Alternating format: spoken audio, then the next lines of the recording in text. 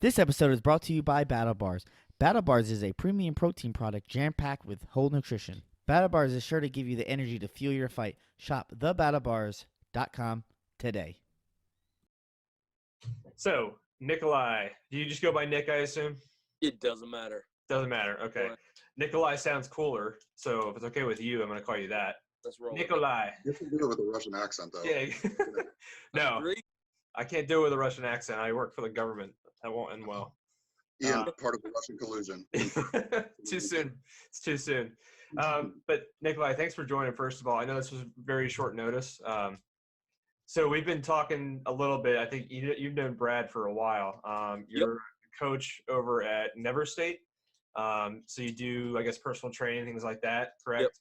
Yep. I know you're an Army vet. You got a lot of interesting background. So really, if anything, if I could just turn over to you, just tell me a little bit about you. Growing up, what you wanted to do when you were young. Did you always want to be a fitness guy? Like, did you always want to do training? And your military career. If you can kind of just free roll it, really, whatever you want to say.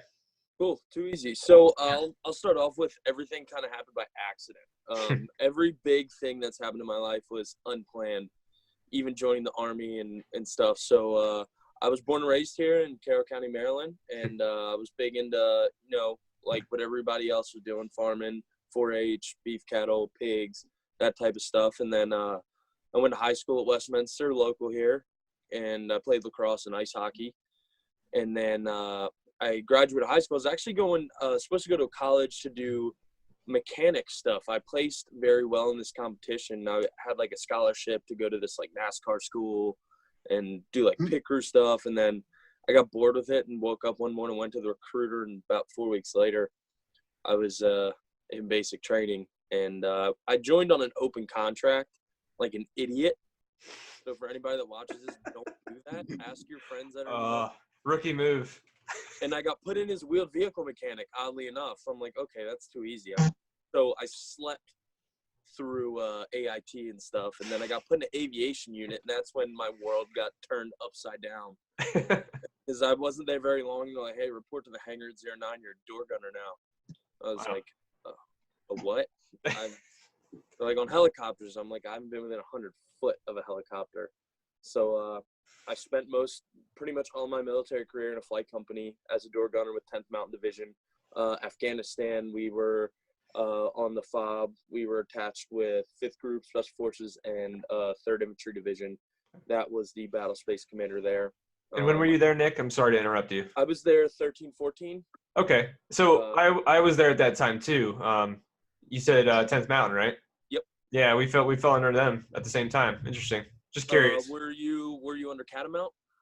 No, I don't remember the name. I think it was like Task Force Rugged. It was an engineer, but I know 10th Mount were our bosses, and got stuck in Fob Shank a lot. So. Yep, Rocket City. Yeah, that's where I lived. Yeah. And, sorry to cut you off. The timing was funny.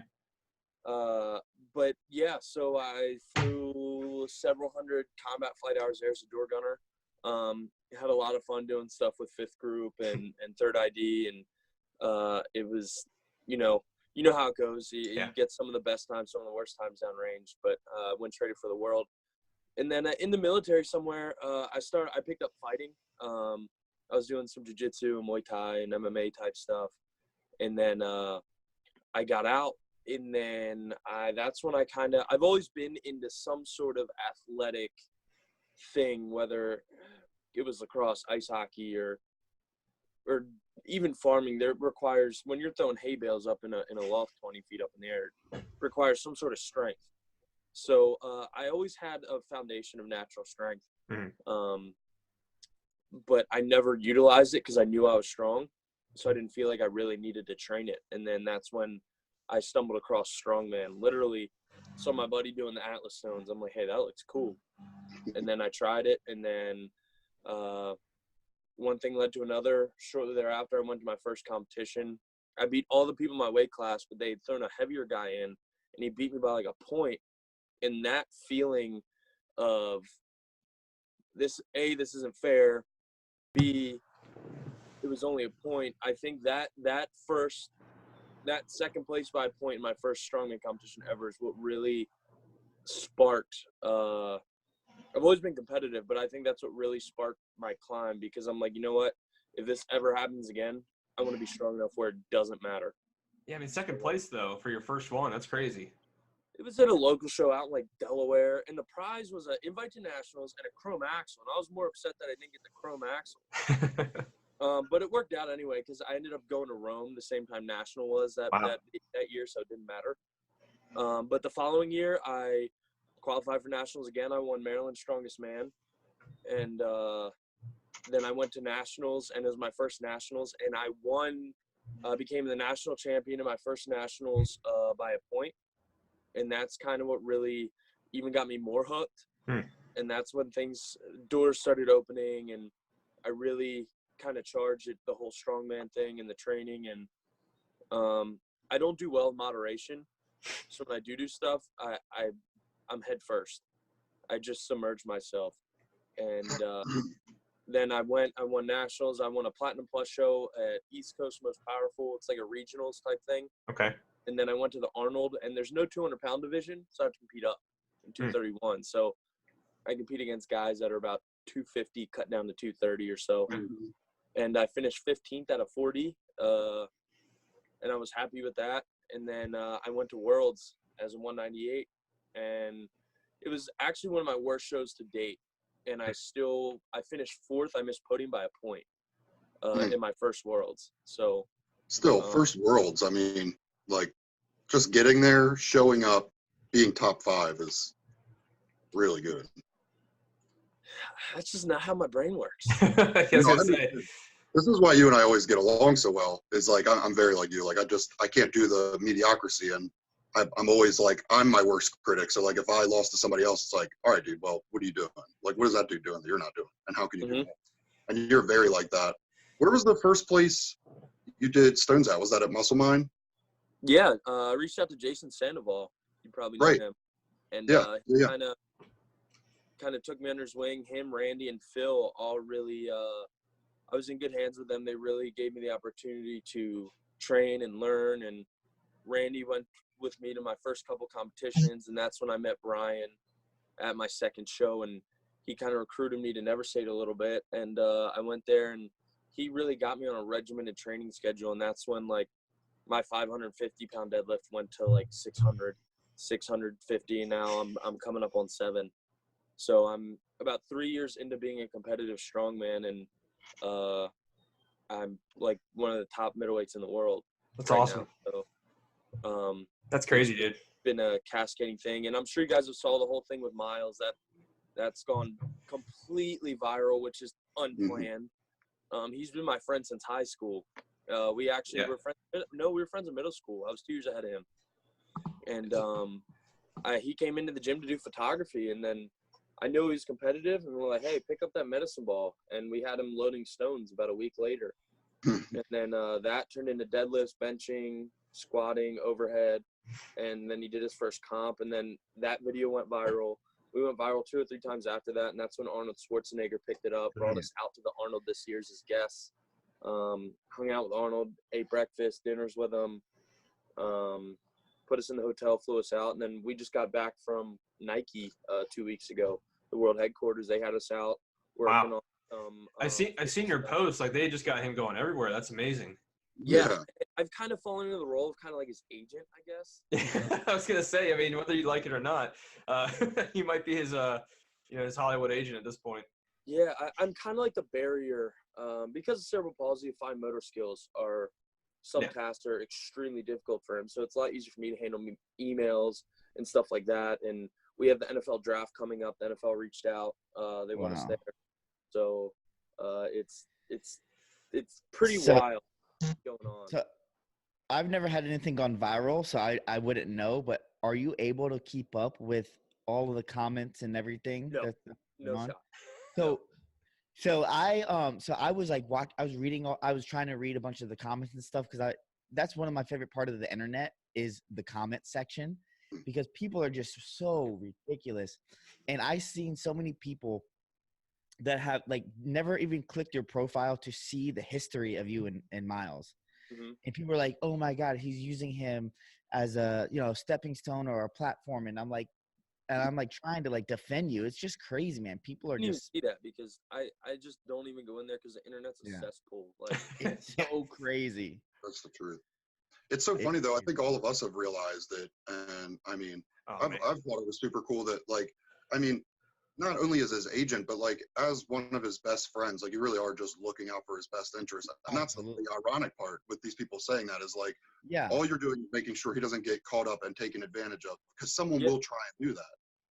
I mean, we monetized one of the videos with a licensing company, and literally, I set it all up so that he got any money that came of it. Like, I don't see a dime from any of the videos directly. I have that all set up so it all goes Yeah. to money. And That's awesome. that's not my game. I have my own stuff going on with strongman and coaching. And this, we've been doing speaking engagements as well. So that's something that we can both reap the benefits of because we both do it. And it's a mutual thing. Like, and I just kind of like keep him pointing in the right direction with training. He puts in the work, and it literally started out as him coming in to do photography. Like I said, there was no method to the madness, and then it hit, and then it's like, boom. And then the next time it went viral, got bigger. And then this last time went viral, it went everywhere. So like, Yeah. you can't plan that. I was going to ask you about that. So, and when we were talking about doing this video, I wasn't even going to try to hit too much on this topic, but you brought it up. So I'm just curious, but like, what was the moment? So a lot of those videos that go viral, it's like they wake up the next morning and their inbox is flooded, or Yep. like their phone is shut down because, so I guess what happened? You guys uploaded that video, and I remember someone shared it on Facebook, and I didn't even know who you guys were Yeah. yet. I saw him. Viral. Yeah, and I saw that he was from Westminster, and I was like, oh, that's awesome. We're from Westminster. That's amazing. And I think I shared it because it was cool, and I didn't process. And then Brad mentioned you guys casually, and I was like, oh, well, we know them. That's crazy. But like, so what happened? Like, did you wake up the next morning and you guys kind of called each other and were like, holy shit, or how did that go? I'm like, hey, I told him when he uploaded, I'm like, hey, just monitor your Instagram because in the past you've done something completely out of the, like, nothing out of the ordinary that you do. Like, what people found that amazing, that's like an everyday thing for me and him. Like, Yeah. It's a little bit of, to backtrack a little bit, our gym, we have Nigeria's strongest man who moved from Nigeria just to train here. I mean, Cool. I've national and world level competition. We have Brian, who's 150K some subscribers on YouTube. We have like a world record and a world champion powerlifter. I mean, we have everything from a 12-year-old to a 64-year-old man, and then national champions and world record holders in between, and then Miles. So like, our standard for normal, it's like, what some people consider amazing is like, kind of, this is going to sound really conceited, but we see it every day. No, it's true. It's kind of like, how people describe the military sometimes, like the whole thank you for your service crap. I know all you guys get tired of that too. That's not just me, right? And you feel a little bit like a jerk, but you're like, you know what, to people not familiar, it is pretty amazing. I mean, you guys, like I said, I was blown away by it. I know you're probably numb to it, but I'm not numb to it. I recognize what he's doing is, we're kind of in uncharted water with cerebral palsy in a strength sport. Yeah. They have done it in bodybuilding, but bodybuilding is not about the weight being moved. It's about the aesthetics. So, and which is impressive in its own because cerebral palsy has issues with bone density and muscle development. Right. The fact that they can actually they don't get huge, but they gain a little bit of size, but they get shredded. And Miles is kind of shredded. Like, yeah, he is. When you get up close, he's got like veins in his calves. That's crazy. And but yeah, so when this one, I'm like, hey, just monitor this because who knows what'll happen in the past. And then it went big. Like, yeah, checked his Instagram the next morning. I'm like, dude, look at your Instagram. He went from like, the first time he went viral, he went from like 400 to 4,000 followers. Second time he went from like 4,000 to 40K. And this time he's coming close to 250K, I think. Wow, that's crazy. Yeah, when that video. Go ahead, Oliver. Because I had seen the video before it went viral, and he was at 46,000 followers, and then I think as soon as and then I saw somebody I think you reposted like Muscle Men's Health or Yeah, somebody. story. Yeah. And then later on that afternoon, he was in like the 80s. I was like, oh crap. Yeah, a lot of things came from it. We did. We're gonna be in Men's Health magazine with Conor McGregor. Oh wow. We were on ABC Global News, a bunch of local stuff, Muscle and Fitness. I mean, it's all kinds of different like health, and we were on the highway on Sirius XM. And then like it's just kind of cascaded, and you know it gains traction, and then it just kind of snowballs, and you can't control who's going to see it, who's going to comment on it. Like it's kind of at the hands and the mercy of the internet. But this one, we were a little more mentally prepared for. I ended up turning off my phone at one point because I'm like, I'm done. Like, and then I turned it on a couple hours later, and it's just, I mean, all my social media notifications are just turned off now, just because, just in case. Well, now I know how to get in touch with you. I'll just show up on your doorstep since you're going to be blocking our messages probably after this. Brad, I know you had a question, but I think Colin did too. Do you mind if I turn over to Colin? Yeah, go ahead. Hey, what's up, Nick? Man. So I had a question, kind of from running battle bars, we're always thinking about nutrition. So with Miles, I agree with what you guys do in terms of not calling it a disability, because it really isn't with him. He's obviously turning it around and really making something of it. But do you guys do anything special with his nutrition? Anything different from the average person? I wouldn't say we do anything necessarily different. His dad pretty much cooks all of his meals, and I got him on the beef and rice kick for a while. I think he still does eat that periodically. I do a vertical diet, so I think he still kind of does that. But I mean, the kid's 99 pounds soaking wet, so he just kind of inhales everything. Right. We those battle bars you sent us for the Arnold, he loved them. Me, Miles, and Brian both all three of us kind of lived on them because it was nonstop there. So I wouldn't say he does anything different. I just think just mainly with him is just getting him the calories, getting him the fats, getting him the carbs, just getting in as much as he can, because he's 99 pounds soaking wet. Right. Gotcha. Thank you. What's a vertical diet? What do you mean by that?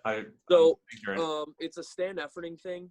I wouldn't say it's a fad diet like keto, but it's definitely more popular in the strength world because it prioritizes fats. And, I do the vertical diet as well. Yeah, it's and the fats, especially when I noticed.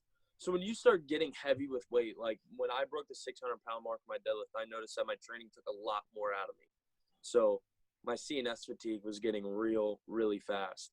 And basically what that is your body it's your body protecting itself. So you ever wake up one day and everything just feels heavy, like anything from like just bending over and picking something up? It's called being 30 years old plus. That's normal. Yeah.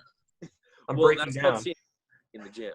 So like where a 200-pound deadlift might feel like 400 pounds. That's a real thing. So to kind of battle that, you have to have high fats, fast digesting carbs, a lot of protein.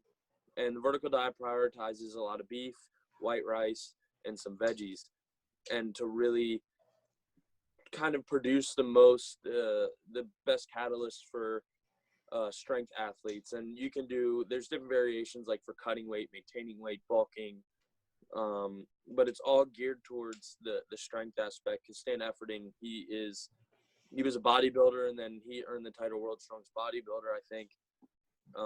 But he has really made a whole market out of this vertical diet thing, and I don't follow it. We ran into him. We were out with Brian Shaw at the Arnold 2 years ago. His coach trains at our gym, so we do YouTube collabs with Brian and stuff like that. And that's kind of how he introduced us to Stan. And Brian was coming back from surgery, so he sent Brian over. He gave us some input on what we should be doing diet-wise, and we kind of took that and did some research and used his website to really put a diet together for what like I needed.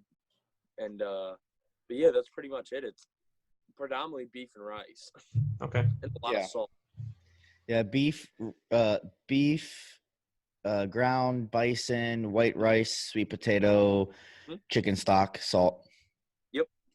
It's Everything pretty else. much it. Yeah, it's to prioritize digestion, so you get the Yep. food in and use it to Yeah, white for rice is a performance. fast digesting carb, and he specifically says not to refrigerate it because what happens when you make something cold, it condenses, takes longer to digest. So I have a rice cooker where I can take out what I need, and it keeps it warm for 12 hours. So it's fast digesting, so you can eat more frequently and maintain that energy. Yep.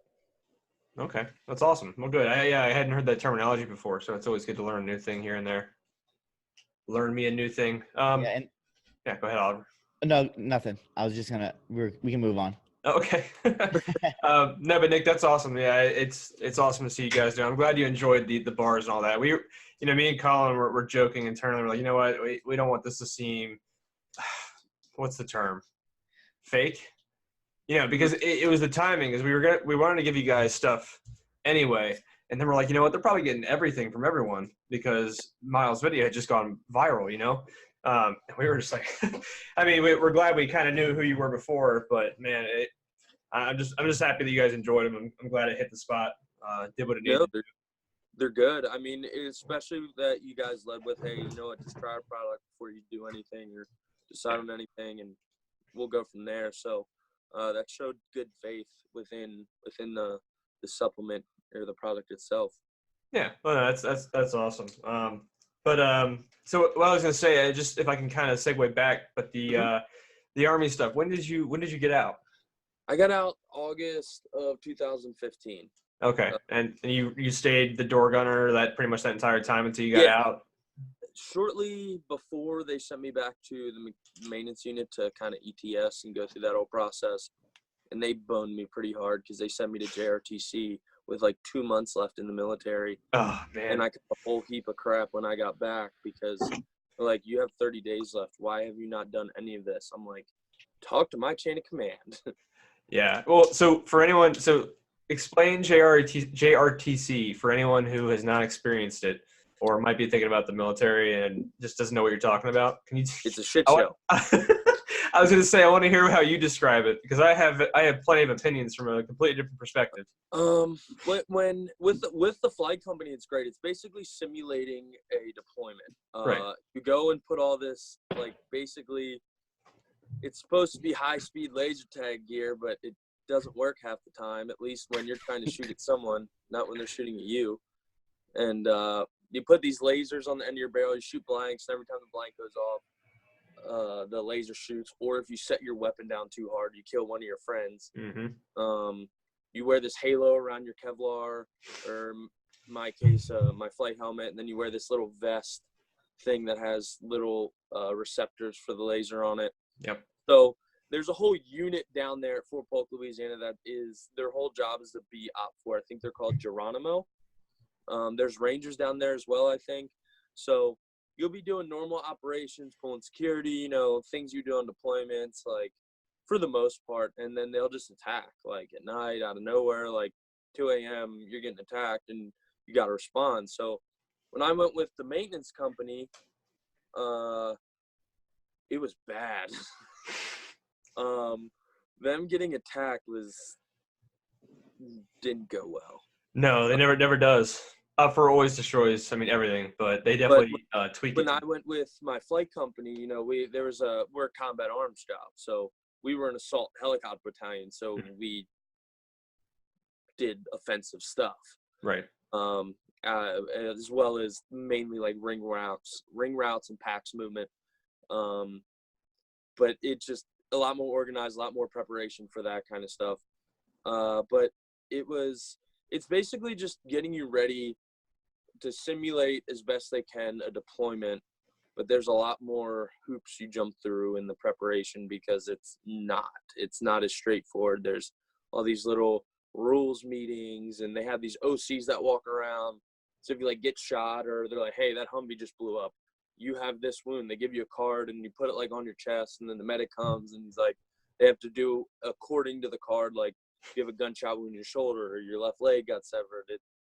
And then you go to the casualty tent, and that's basically just a bunch of dudes sitting around playing cards and smoking and joking for a day. I was gonna say, careful what you say. We do have a medic on the call here today, so Yeah. Yeah, I was gonna say, are they the same guys as like First Army, or are they totally different? Because we had similar experience with the First Army down at Fort Hood, Texas, before our MOB, and that was a shit show also. I think that's any training center for the military, or at least the Army. Yep. Yeah, I don't Yeah. know, Oliver, what it's like for you. But I know anytime we get sent to the training centers, it's like you get really sad leading up to it, and then you just kind of accept it.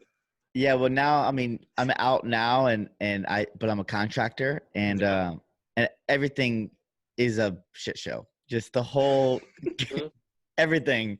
We can't do anything ever. Yeah. Man. I mean, it's a good thing we have these massive budgets so we can blow through our money. Just throw it out the window. Let's Yeah, pay $700 for a $7 ladder for Lowe's, Army ladder. Yep. Or what was it? The Air Force, the plastic cups were like $5,000, something like that. It was on the news a couple of months ago. But that sounds about right. I mean, I don't know. You can complain all day about it. It's the same. It's the Well, same. you know what's crazy? So you know what's crazy about that is, so since I'm on that side of it, Mhm. is we are really. I mean, I'm not on the manufacturing side, but I'm like I still see all the purchasing and stuff, and the businesses that sell stuff to the military can't have a high profit margin, so that's all regulated when they buy stuff. So how they spend $100 on a $20 ladder, I don't know, because they're not supposed to do that. Yeah, not supposed to, and what can actually Yeah. pull it off are always two different. I think It's I heard. crazy. So I think I heard Colin beep in there for a sec. Colin, did you have a question? I think I heard you talk. Yeah, no, I was just curious. Ian and I have talked a lot about the military and kind of his experiences, and he's told me some really funny stories. I mean, some of them are kind of tragic, but some of them are also hilarious. So I was just curious, like, what's like your moment in the military where you just kind of like stood back and just you kind of had to laugh, whether it was so bad that you had to laugh or it was genuinely funny. Ian talked about the other day, one of his guys like flipped like $100 million truck and put it in a ditch. It's just, stuff like that I think is pretty funny. Oh man, where do I start? Yeah, which story do you want to tell? Yeah, I gotta pick and choose here. Yeah, take your time. So I think one of the first times that stands out was probably on deployment, as our FOB was nicknamed Rocket City for a reason, because we would take indirect fire, rockets, mortars, and stuff like 5-6 times a day. Hated that place. I think we set like some record in our rotation for most IDF, or something crazy like that. But I remember the first time I was on a porta potty, like my second day in country, and the alarm went off, and it was like a scramble. Like I was like, I'm cutting it off. I'm done. Like I'm scrambling to get my shit up, and I've got like a 9mm on my belt, so it like my pants are like my belt's rolled over. Like I'm just all jacked up. Like, this porta potty, and I stumble out in my pants like right here, like still pulling them up, tripping, and I'm like, all right, the bunker's that far away, and I'm not hitting the deck in this porta potty, and so it was just like me falling 6 or 7 times to get to this porta potty, probably with shit still between my butt cheeks. And then fast forward like 3 months, like it's like, oh, there's the alarm. If I'm going here. I was going to ask you, like, how was it different? Because I remember the first week we got there, we got greeted by a round of IDF for constant, and then Thanksgiving was really bad. And then by the end, again, you're like outside. You're just like, well, I mean, if it's going to happen, here it goes, I guess. If we were on the flight line, we always hit the deck. Yeah. Oh, yeah, there's nothing out there. No cover at all. We actually had to move our whole operation because they had us zeroed. Really? Wow. Yeah. We had a big issue with Afghan nationals coming in and pacing off target lines. Oh, okay. And so there was like a whole like MP unit internally at Shank, I believe, designed to kind of root them out. Wow. And because there was a big cell, because RC East is right on the Paki border, if I'm not mistaken. Yep. So there was a big cell coming in. We were at the mouth of the Tangi. So, okay. If you're familiar with Korengal, yep. the Tangi's another hotbed. Is Korengal where Restrepo was filmed? Mm-hmm. Okay, got it. Yeah, So if you haven't, Shank was here, Puli Alam was here, Baraki Barak was out here, and then there's kind of Wasteland to the other side, and just over the mountain pass was Lightning, and so we would get it from the Baraki Barak side. There was a little SF compound. We did some stuff out of there with those guys, and then their guide on was like their CP was like literally like a hit with a rock, and then they're just on the other side of them was the mouth of Tangy. So we at least got a heads up if stuff was coming through towards Shank, and we had one of those PTIDs with the alarms, but they get wise to it, and then they start bringing in recoilless rifles, and it shoots a lower trajectory, doesn't pick it up, and then all you hear is the, and you're like, okay, that's not outgoing, and yeah. So I think after about a month, you're kind of like, here we go again. Like you kind of crawl to the floor, but like if you're on the flight line or in the sleeping areas, which they hit a couple of our defects with white phosphorus. Wow, really? Yeah, they messed up the Jordanians pretty bad on that fob. But like I said, we had to move our whole entire operation from one side of the fob to the other because they just had it zeroed. They had our flight line zeroed. They were messing up our aircraft. Yep. We were literally jumping off. We were like pre-flight and having to jump off the tail rotor on a Black Hawk because the alarm went off. And it got to the point where like if we go to another fob like Bagram and their alarm went off, you knew who was from Shank because we were all on the ground like it wasn't even like a conscious thing at that point. It was like reflex. Like that first beep, you're hitting your body's already in motion. And we were at Bagram and kind of walking around and the alarm went off. We hit the deck like out of reflex, and then everyone's like, what are you doing? Yeah, I spent most of my time at Bagram personally. It was definitely a different element for sure. A lot of staff, a lot of contractors. But Bagram at that time, it got rough sometimes. Like I was saying, especially on Thanksgiving, and I remember we had a particularly bad Thanksgiving. But yeah, when we were doing the Blue Falcon the bar, I remember when I talked to Colin about it, I was like, hey, look, I said we cannot pass up that opportunity. We knew guys like you and Oliver and Bree would probably understand it and appreciate it. But we've had one of those frustrating things is we get people that comment or email us and say, hey, do you actually know what a Blue Falcon is? Like, yes, we do. That's why we did it. Read the rapper.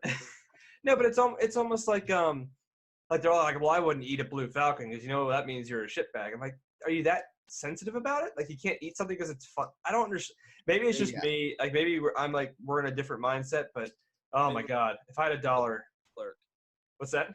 They were probably like a supply clerk. I guess, or they actually were a shitbag and they're sensitive about Yeah, but a lot of the Blue Falcons that I knew embraced it. They enjoyed being the Blue Falcon.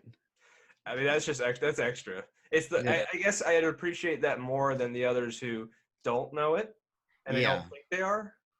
I think that's probably the worst. People who say, "Yeah, I'm a scumbag," I kind of laugh at because at least they, I guess, embrace it, like you said. I don't know. I always pegged you for one, Oliver. I figured you were that guy. No. So I do have a funny Blue Falcon story where I was the one receiving the crappy end of the stick. He Blue Falcon me with this dude. We had this dude who like always smelt really bad, and always one. So finally they like put me. They were like, you. I don't know why they picked me, but they're like, you need to make sure he showers today. And I'm like, okay. So I'm like, hey man, I'm like you have to shower, like, so we get into an argument or whatever. And then he's like, well, I don't have soap. And I'm like, what do you mean you don't have soap? He's like, I don't have soap. I'm like, we haven't been home in 30 days. What have you been doing? And he was like, oh, well, whatever. So he get all these excuses. So I ended up having to stay up for like 20 hours. We both did 20 hours without going to sleep because I had to help him wash his clothes. He didn't have pods or nothing to wash his clothes, and he didn't have body wash. He had nothing. He only had like 3 pairs of socks. Wow. And it was like a 60-day underway. and he had 3 pairs of socks and no. So. Oh, that makes my head hurt. Yeah. Bree, did you ever encounter that? I mean, I know I've passed people in the military. Like, I know you got weirdos coming into the medic tent. Did you ever deal with that? Like crazy stuff? Oh my gosh. I'm sure. I just. What about like smells so bad because they haven't showered in weeks and weeks and weeks? Like Oliver's example. I don't know if we ever had stinky people because we had I was in such a small fob that we all knew each other, and I don't know. I guess y'all stunk because you're on a fob. Maybe we all stunk, so nobody smelled it. We all just smelled terrible. So. Oh man. Well, so I don't know how it is for you guys, but like when you're on a ship, you're available to shower every day. Right. So, even if you like aren't having like a busy day at work, you're still like around the ship and the ship is dirty and like it's just like you want to shower. And it's not like when you guys are in the field, you guys don't have the showers around. Yeah. You did the baby wipe shower. Yeah. Yeah. No, you're baby wipe showers. Yeah, well, when you're on a ship, there is showers. Like no excuse. There's no excuse. It's crazy.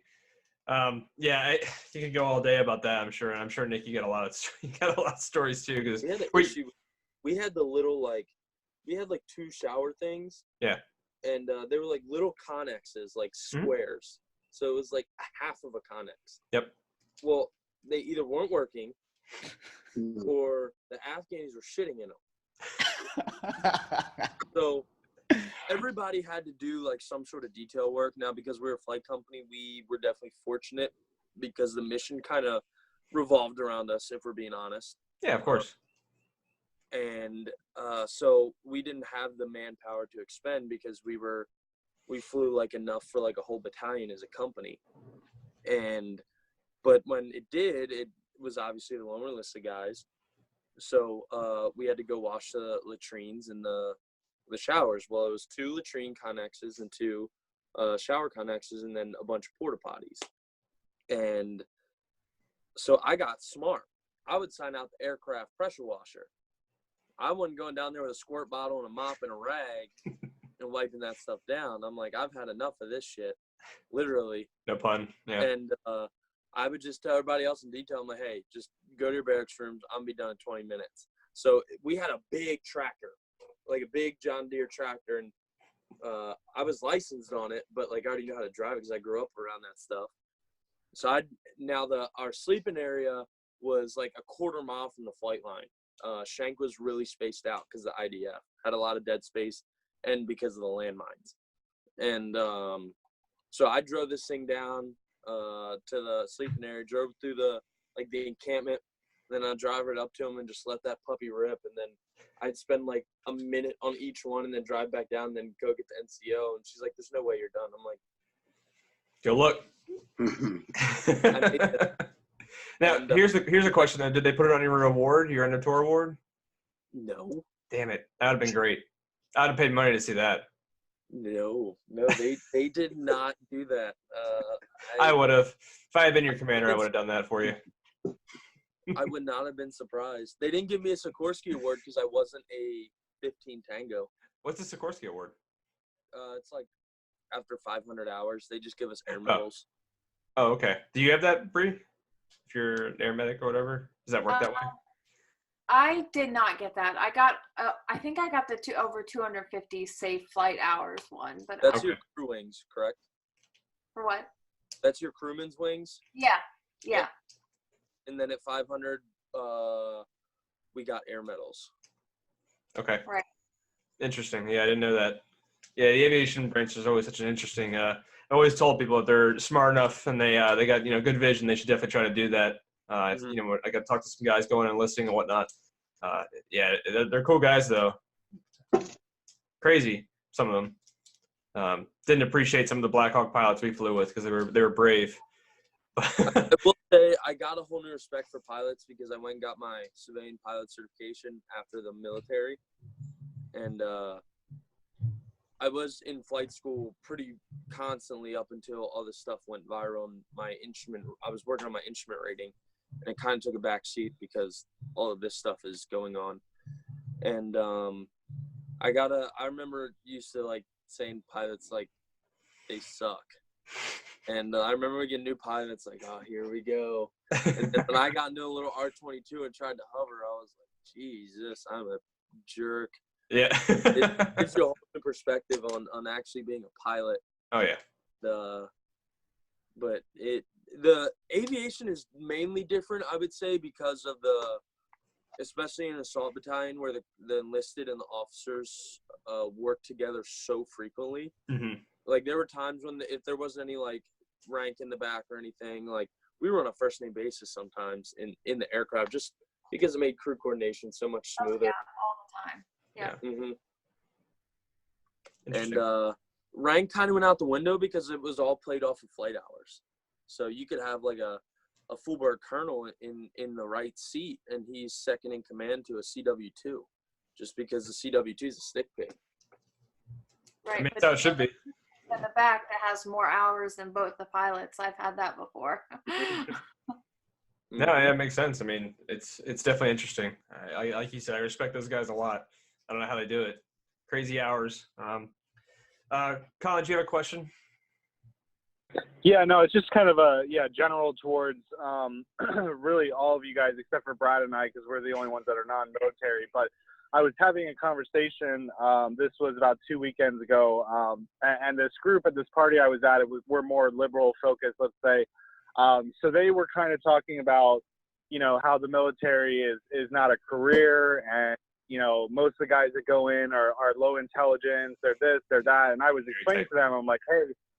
My brother's made a great career out of the Army, and just hearing from Bree and Oliver, I know he's still doing stuff with the Navy, and where do you guys think that's coming from? Where people think that they can't make a career out of it, and really, Ian took the ROTC path and went through school, and then went to reserves and listened and all of that. But maybe Bree and Oliver will have a different perspective on that. But I mean, the Army and the military in general, it seems like it's still a very viable career option. I'm just curious why it seems like the view from a lot of people is that it's not. Well, let's do it this way, since there's a couple of us. I'll start with me, and then I'll go to Bree, Oliver, and Nick, get your opinion. But I think, and don't quote me because I don't have the numbers, but from what I understand, as of a couple of years ago, the military as a whole is generally better educated than the U.S. population by percentage, by ratio, whether that's secondary education or even tertiary. I have to look that up for sure, but I remember learning that last year. So that's just I think it's a stereotype, because there are a lot of kids who, weren't great in college, they weren't great in high school, and the military offered structure and it offered a good job, and you didn't need the college education for that. But I mean, there are engineers who are not degreed engineers who are doing insane things that I've worked with.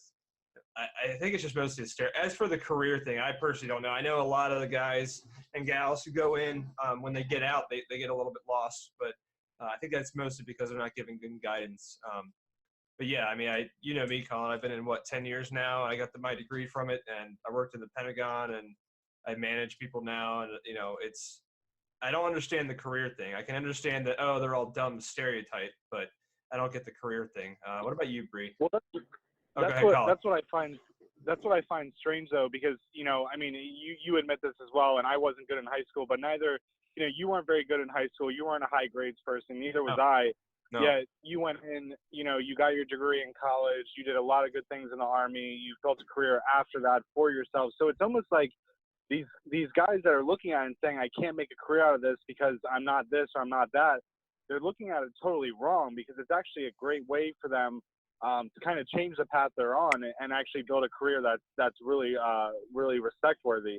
So I just always found that kind of strange, knowing your experience with it. No, my scholarship, I had to maintain that GPA pretty high, or I lost it. So that's pretty good motivation.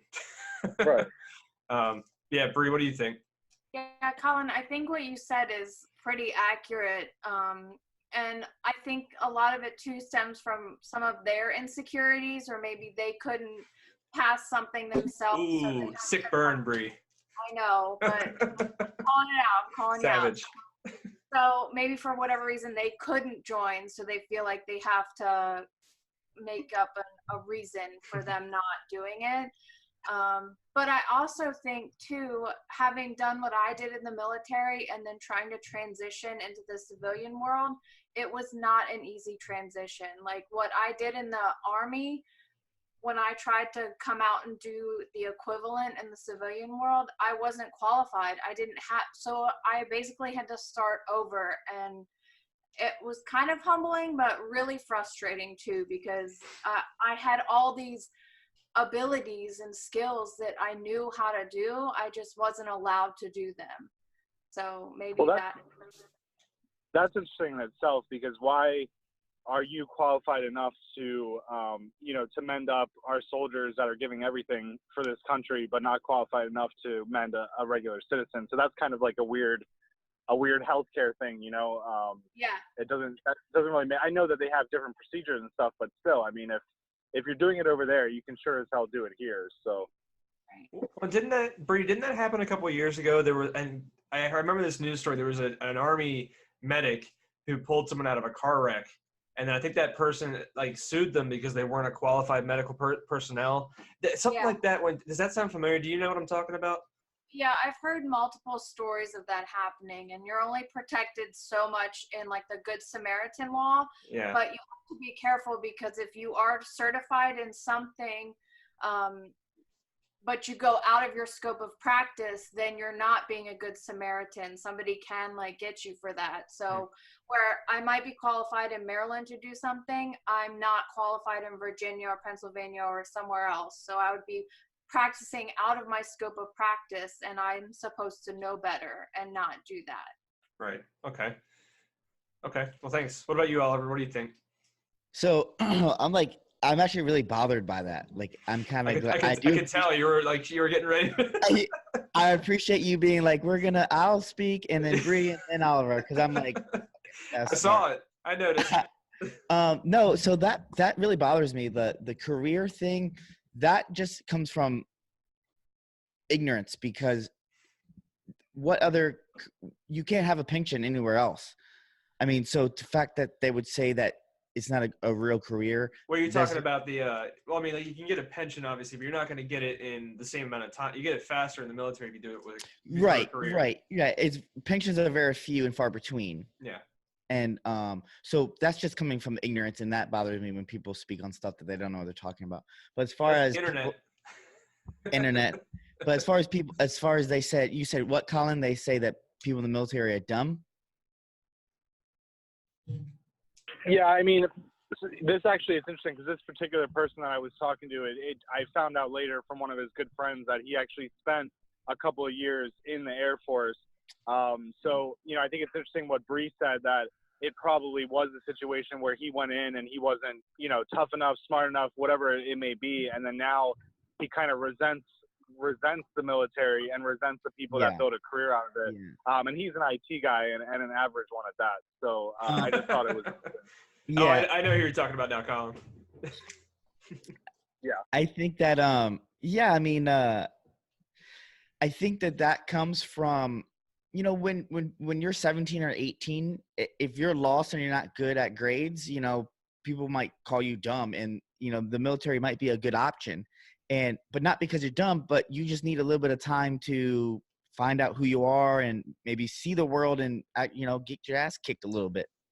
I mean, I know that was the case for me. I went to college for 2 semesters, and I was like, this sucks.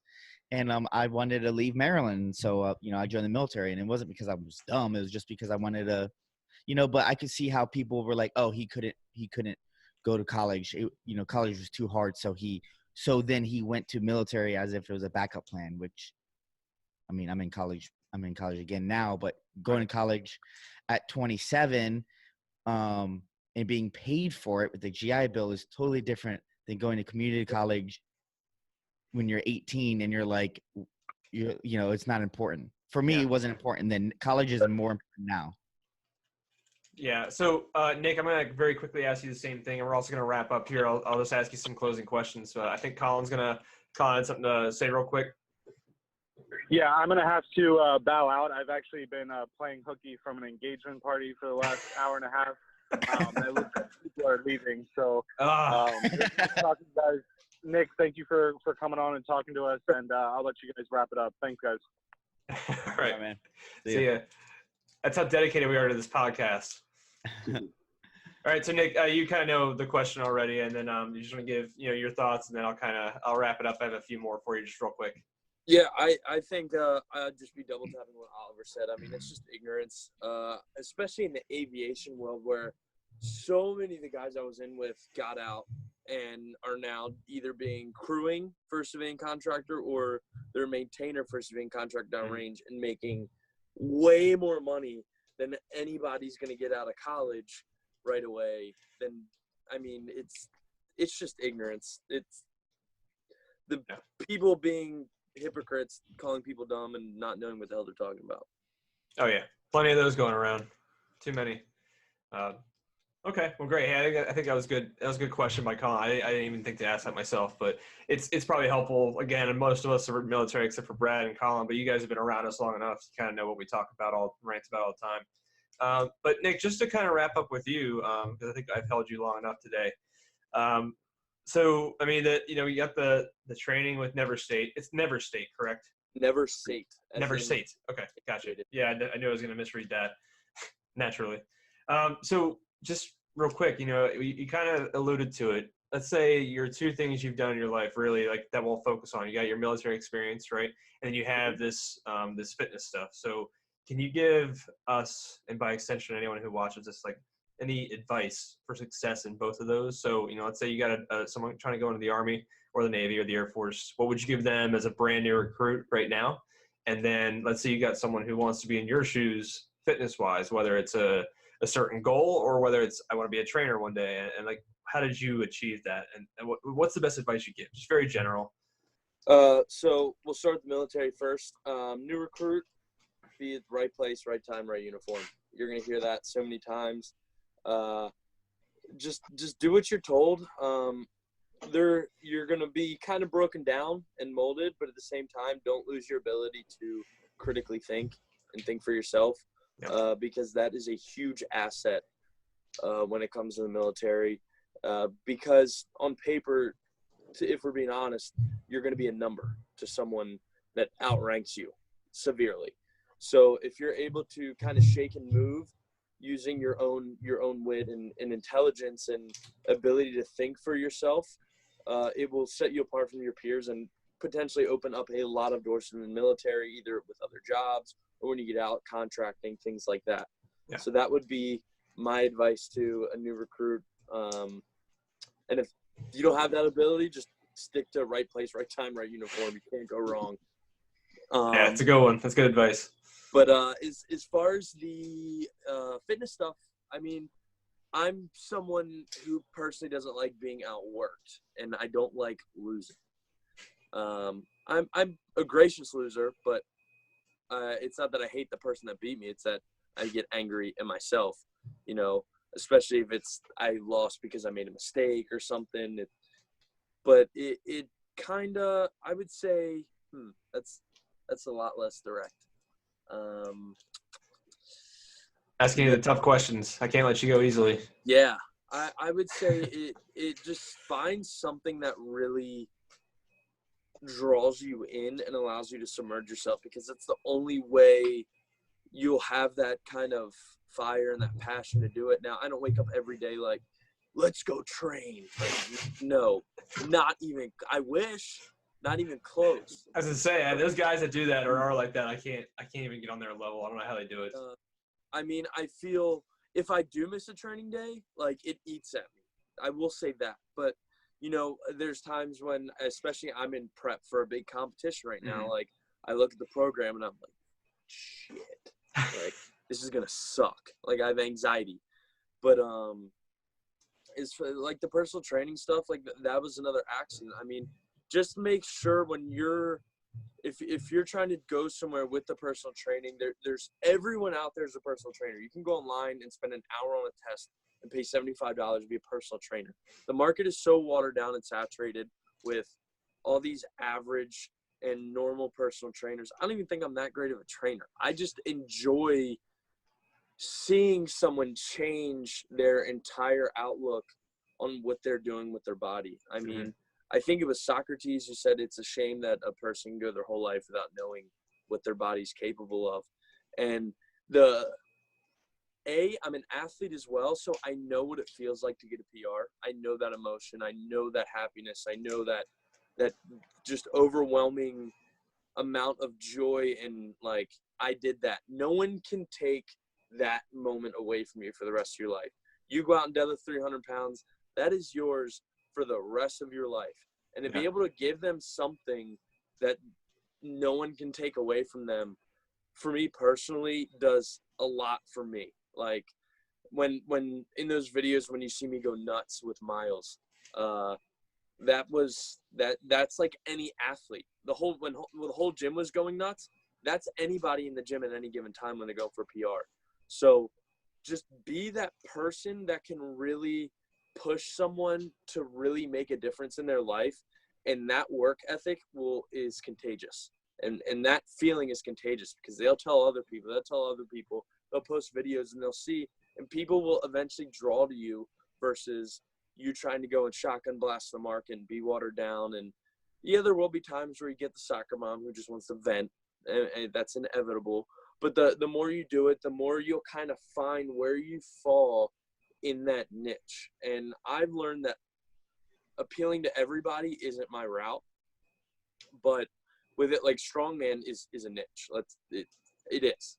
It's gotten way bigger over the last couple of years, but that's something that I really am passionate about. And the fact that I get a lot of adaptive athletes that reach out to Brian and I now asking for advice, for help. And that's not something I'd ever planned on or ever thought I'd be interested in, but I really enjoy it because it creates a better coaching environment for me. It challenges me, and it really lights a completely different flame and evolved my whole coaching thinking process and training process. And not only that, but when someone loads a 190-pound stone with one arm, you can't help but be like, holy shit, like, what am I doing? Yeah. Like, what am I doing? Like, my best day, my worst day could be one of his best days. And it's just find your lane and go for it. I mean, take the safety nets away, submerge yourself, take the shot. I mean, you're going to hear everyone said it. You miss 100% of shots you don't take. But, like, find your niche. Find something within the fitness world that really kind of lights you up, and just go. Head down, charge.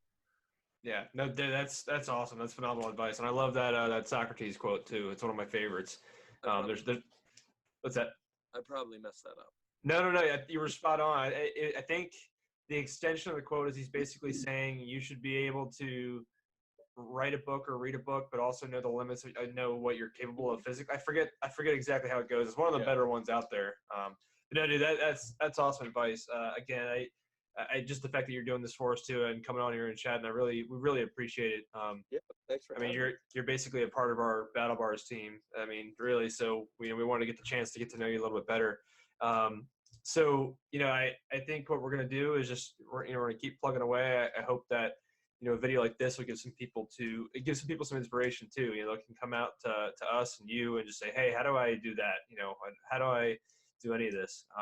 If people want to get in touch with you, what's the best way? And I know you're already getting flooded, but do you have a YouTube channel? I know you have Instagram. Yep. Like, what do you have out there that people can kind of follow your story at? So email's on my Instagram.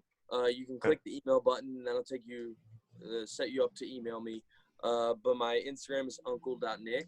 It's my YouTube's Uncle Nick. So it's all kind of tied together. Okay. But I would definitely say email. That's the most efficient because it's a lot easier to filter through than a bunch of DMs. So if you do need to get a hold of me for any reason, I would suggest email, and then second would be DMs. Okay. Great. Well, we'll share your info in the video description on YouTube as well for us, and we'll make sure we keep supplying you guys with some bars and whatnot. I hope you're psyched for our third flavor that we're in the progress of working on. It's gonna be it's gonna be good. Yeah, Brad gave me a little bit of heads up. Oh, did he? You bastard. I'm excited. I didn't tell him. Oh, okay. I put a little teaser out there. Damn it, we need the OPSEC, okay? Yeah. But yeah, it'll be good. We'll make sure you and Miles get some. Hopefully we'll get might have to chat with him at some point. I know I told Brad we're gonna try to come down to Westminster and do one of these in person. Get to know everyone a little bit better. But yeah, in the meantime, I really appreciate your time, Nick, Bree, Oliver, Brad. I appreciate your time as well. This has been fun. I'm glad I got to talk to you. This is my first time talking to you, Nick. So it's good to meet you virtually. Yeah, good to meet you guys as well. Yeah. Brad, you suck. But that we can all agree on. It's been I've had a great experience with you guys so far. Good. So anytime that there was something that I needed resolved, I went to Brad, and like within hours he was like, hey, boom boom boom, and you get it. So the support and the opportunity, I'm happy to be here. So thank you. Great. Well, hey guys, I appreciate your time. We'll stay tuned. Hopefully, I have the next one come up here shortly, and I'm sure the next individual is going to be interesting as well. Should be Lopez from Jonathan Lopez from Operation Enduring Warrior. Operation Enduring Warrior is the charity that we've chosen to partner with. So we're going to be dedicating a portion of profits to them. Once we've hit that point where we can do that. So he's next in the line. He's going to be a great guy. I'm sure you get along very well with him too, Nick. He's got a good sense of humor. So right on. Yeah, it'll be good. But all right, everyone, that wraps it for today. I appreciate it.